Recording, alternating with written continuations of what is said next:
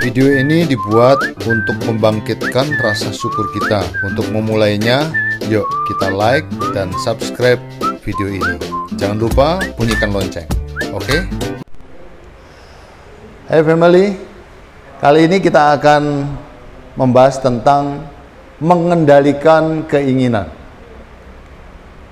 Tamak adalah tindakan seseorang yang tidak pernah puas terhadap apa yang dia miliki.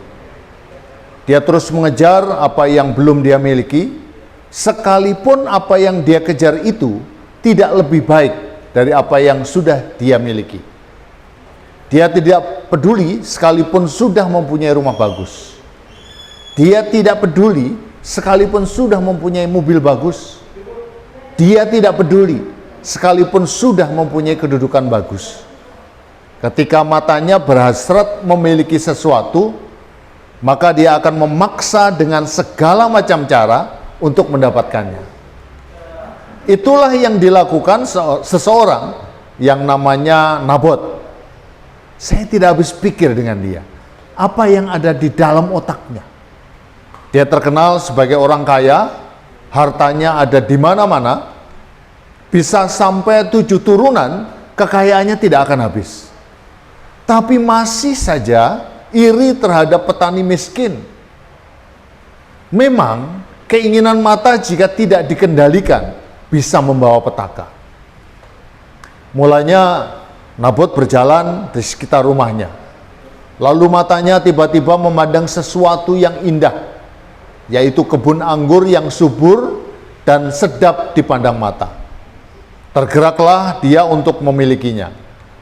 Lalu menghampiri pemilik kebun anggur itu dan merayunya agar kebun itu dijual kepadanya. Tapi pemilik kebun anggur itu tidak berniat untuk menjualnya. Nabot berusaha dengan sekuat tenaga untuk memberi pengertian kepada pemilik kebun anggur agar kebun anggur itu bisa dibelinya, bahkan dengan tawaran harga yang di atas rata-rata. Dari cara yang halus sampai cara yang kasar, dia memaksakan kehendaknya kepada pemilik anggur.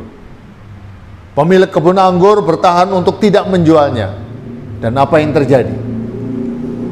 Nabot menyewa pembunuh bayaran untuk menghabisi pemilik kebun anggur demi sepetak tanah yang tidak berarti jika dibandingkan dengan berhektar-hektar tanah yang dia miliki. Apakah Nabot hingga sampai di situ menjadi puas? Jawabannya tidak. Karena dia tidak pernah bahagia terhadap apa yang dia miliki. Makin dia ingin memiliki segala sesuatu, makin menghilang rasa syukurnya. Bahkan dia tidak mempunyai rasa syukur. Jadi ternyata keinginan yang tidak terkendali menghiraukan akal sehat dan menghiraukan rasa syukur. Jelas, keinginan seperti ini dikendalikan oleh hawa nafsu. Keinginan yang dikendalikan oleh hawa nafsu bukan datang dari Tuhan. Sebab keinginan yang datang dari Tuhan pasti selaras dengan hati nurani. Hati nurani adalah sebuah tempat di mana kerinduan Tuhan tertanam di situ. Keinginan yang muncul atas dasar keselarasan dengan hati nurani pasti menumbuhkan empati, peduli, dan cenderung menciptakan keadaan yang lebih baik, yang selalu bersifat membangun, dan pembangunan itu berdampak baik pada diri sendiri maupun orang lain. Keinginan yang selaras dengan hati nurani menghasilkan penggenapan kerinduan Allah, yang dampaknya membuat seseorang akan menjadi agen kebenaran dan keadilan. Jadi, jagalah hatimu dengan segala kewaspadaan, sehingga kita boleh memilih keinginan yang memancarkan kehidupan.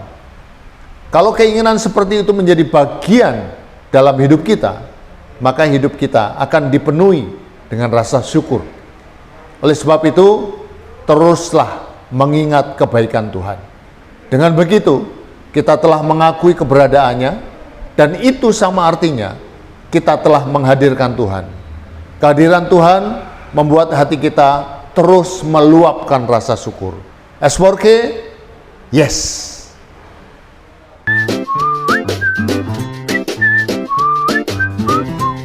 kita like dan subscribe video ini. Jangan lupa bunyikan lonceng. Oke?